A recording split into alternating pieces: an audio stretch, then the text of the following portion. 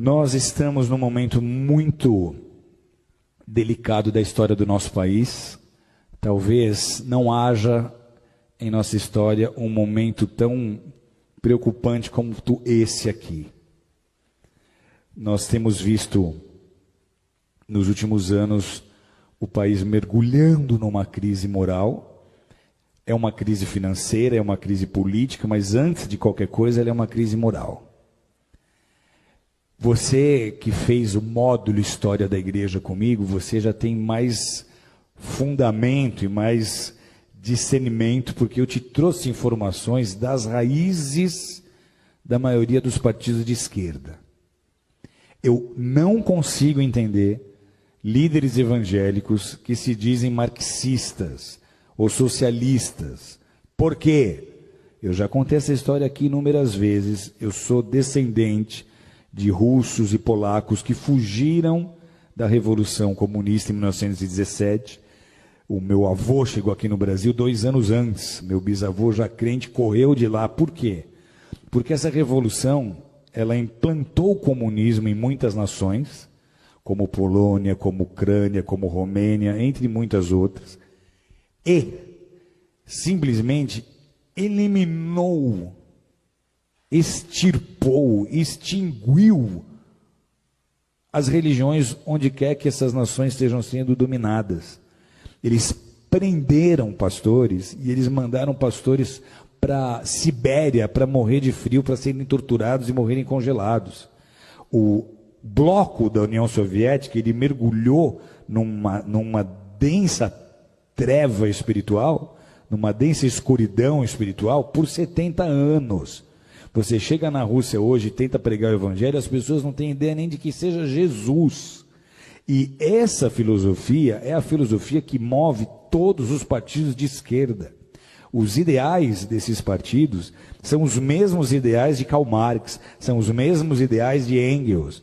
Na loucura das suas ideias revolucionárias, eles começaram a pregar e a ensinar que a desigualdade social que eles deveriam combater começa na família.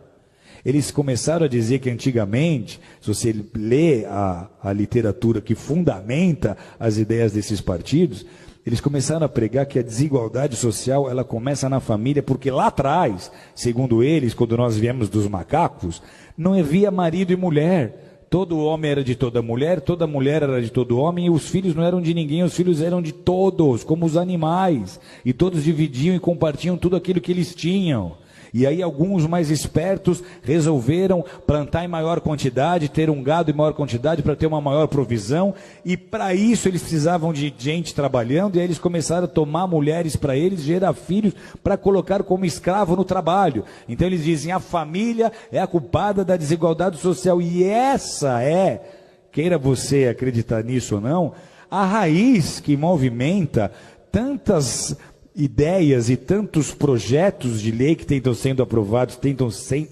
tentam se aprovar no Brasil, com a intenção de destruir a família tradicional, de destruir a família modelo judaico-cristã.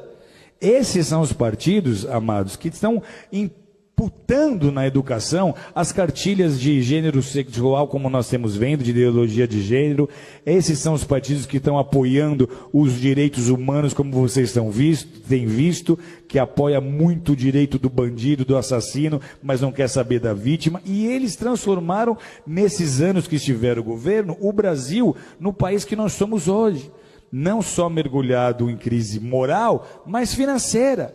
E por que é importante nós nos posicionarmos agora? Porque de tudo que você já viu, que já veio à tona do que eles fizeram nesses 13 anos, que só comprovou um desgoverno. Porque o compromisso desse bloco não é com a nação brasileira. Eles nem usam a bandeira do Brasil, eles usam bandeiras vermelhas. Por quê? Porque lá em 81, o nosso ex-presidente Lula se juntou com Fidel Castro, eles formaram o Foro de São Paulo. O Foro de São Paulo tinha o ideal, lá em 81, de transformar todas as nações da América Latina em nações socialistas, em nações comunistas, e eles conseguiram então unir essas nações e edificar uma espécie de União Soviética na América Latina. Parecia uma ideia utópica, só que olha a que ponto eles chegaram. Então, para esses grupos e para essas lideranças, o objetivo é transformar o Brasil em parte de um Estado maior, essa América Latina comunista. Eles querem que em todas as nações da nossa América do Sul, da nossa América Central, ocorra o que está acontecendo hoje na Venezuela. E esse seria o caminho se nós não tivéssemos vivido as interrupções que nós vivemos. Por que é um desgoverno? Porque os nossos presidentes passados não governaram com o interesse de beneficiar o Brasil, mas eles usaram dos nossos próprios recursos para construir porto em Cuba, para ajudar países na Bolívia, para ajudar países que têm a mesma mentalidade que eles. Então, se nós permitirmos que um partido qualquer de esquerda, com essa mente e com esse coração, suba ao poder mais uma vez, o Brasil não vai resistir. Vocês estão entendendo o que eu estou dizendo? O Brasil não vai aguentar. Financeiramente vira caos. Vira caos, porque a economia para estar ativa, ela depende de investimento externo. Os investidores não vão botar dinheiro num país em que eles não têm confiança, ok? Então, se sobe um líder de um partido desses e ele tenta botar um bom ministro da Fazenda para tentar convencer os investidores de que tudo vai dar certo, isso não vai funcionar. Vocês estão entendendo ou não? Então, vira caos. A grande preocupação qual é? Se esse governo agora, essas eleições agora, sobe um partido como esse, a crise que nós estamos vivendo, ela é tão séria que a gente teme de verdade até uma revolução. Porque vai ser muito fácil as pessoas do centro, oeste, sul e sudeste não aceitarem esse governo.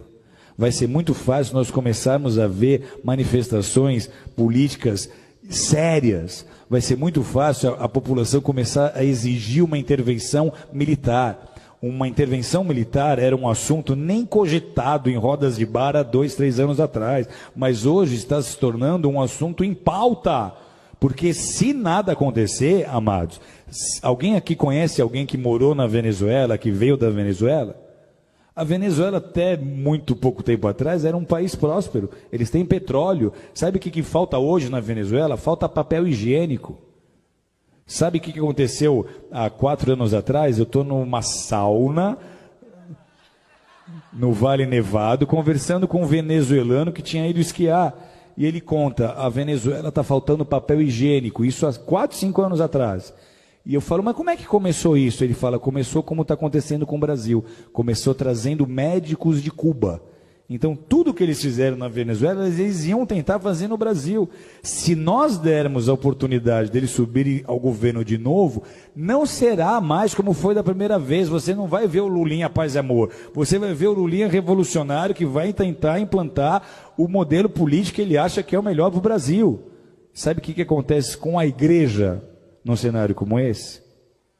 Tem ideia ou não? Primeiro, os nossos valores já estão sendo desprezados. Nós, para eles, somos o ópio do povo. Eles não veem valor naquilo que nós fazemos. O marxista raiz, ele é ateu. O evangelho para ele não significa nada. Ok? Então, para a igreja, esse é o pior cenário possível. Deus está no controle, sempre esteve e sempre estará. Mas a gente transforma uma nação com oração e com consciência na hora de votar.